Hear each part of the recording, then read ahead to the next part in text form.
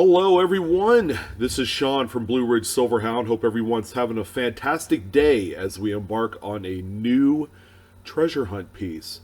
But before we get started, as always, if this is your first time here, go ahead and hit the subscribe button, hit the bell for instant notifications so that way you get first access to all of my newest uploads as they're made available as we continue to talk about coins that you could find.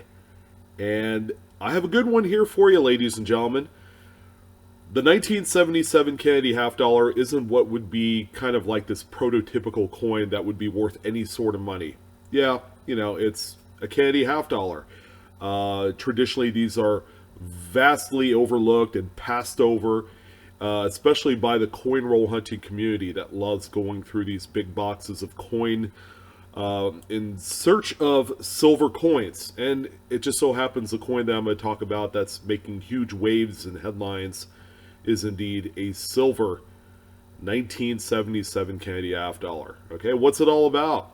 All right, well, we're going to get into that, but it kind of helps to discuss the coin itself in its copper nickel clad form. Okay, let's talk a little bit about how many of these are available.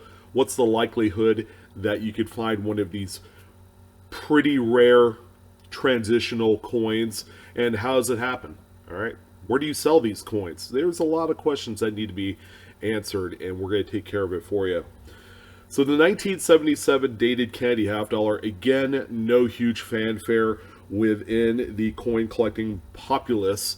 It's for the most part, it's an album filler, okay? But I'm happy to say that there are some coins that are worth a lot of money in the higher grades.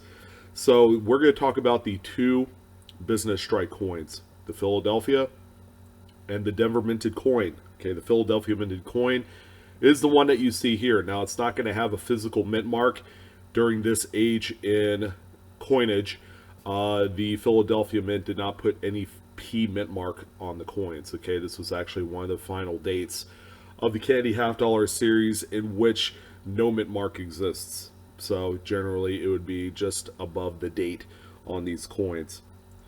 So no shortage of 1977 Phillies. 43,598,000 total pieces were produced by the U.S. Mint.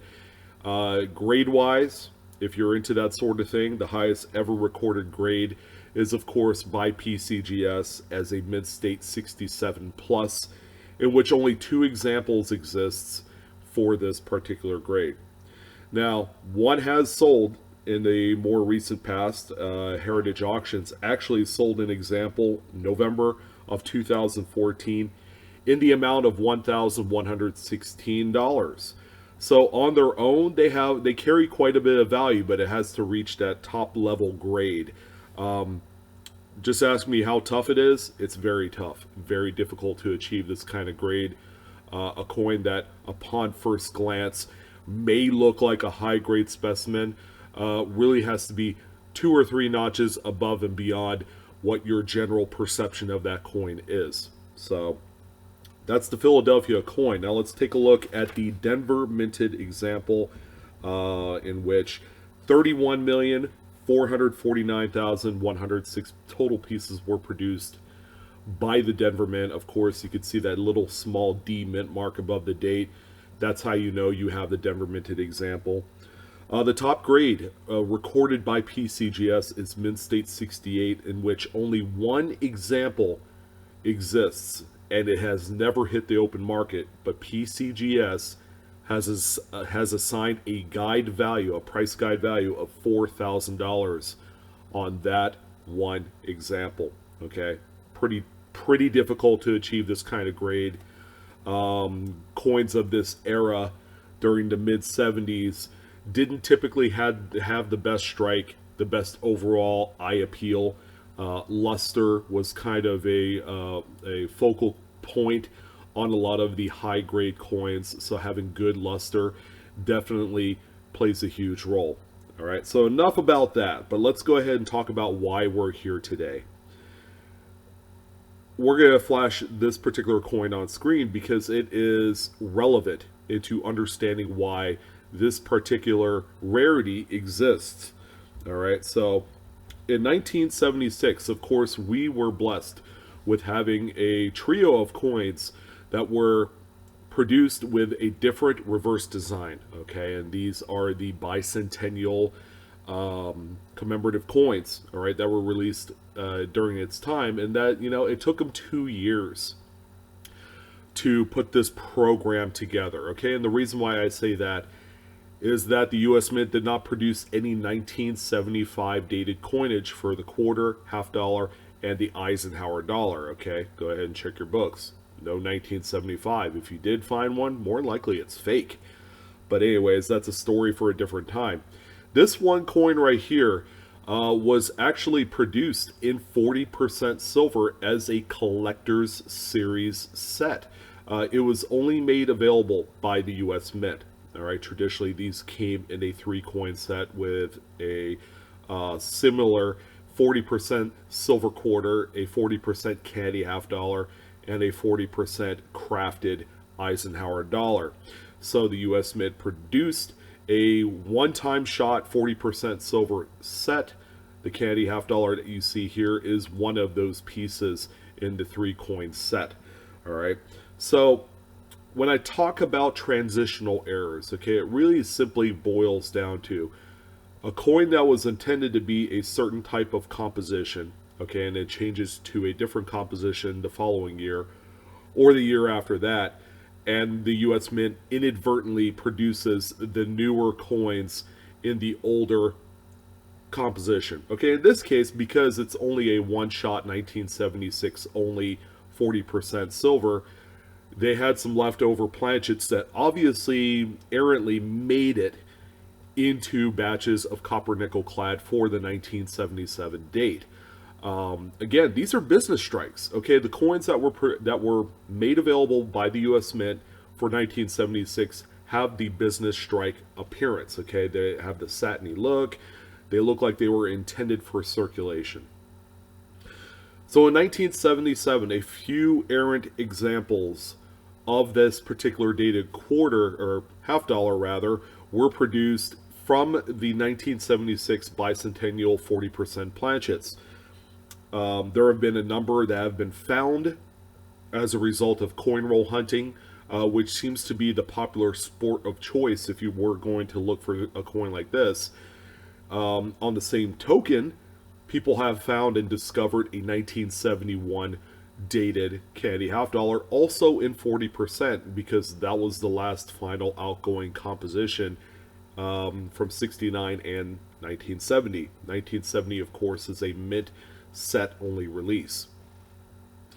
So as a collector, we thrive on looking for coins like this. Okay, the one example that you see on screen here is a piece that's sold on Heritage Auctions some time ago, actually February of 2014, in the amount of $5,875. Now, the thing that you want to keep in mind, okay, you could just as easily identify this coin if you did a specific just kind of drop test on, a surface that's obviously not going to damage the coin, like a wooden surface. A 40% silver half dollar has a distinctive ring compared to a copper nickel clad coin, which is the general kind of, composition for this particular date. Where it really counts, and you might want to consult with a coin shop locally that can do specific gravity tests. Okay, there is a little bit of a difference between a copper nickel clad, which generally records around 8.9 on the gravity scale, to a 40% silver composition coin, which records around 9.5. So there's a pretty good difference there, but the overall general weight by grams will be similar. So it falls somewhere in the 11.3 to 11.5 weight range in grams for both the copper nickel clad and the 40% silver. So weighing them on their own may not generate a whole heck of a lot of results for you in determining if you have one of these rare coins. Traditionally just looking at it, if it has a pasty white appearance, okay, that's one good shot. But the gravity test is really going to allow, you as a collector to determine if you have one of these rare transitional coins. So the coin that you see here, graded PCGS Mint State 62, of course, the Heritage Auctions piece.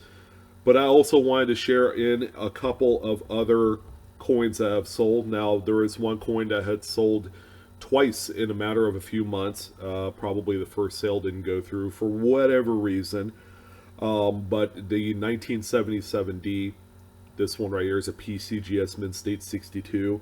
The first time around in March of 2014 sold for $5,170. All right.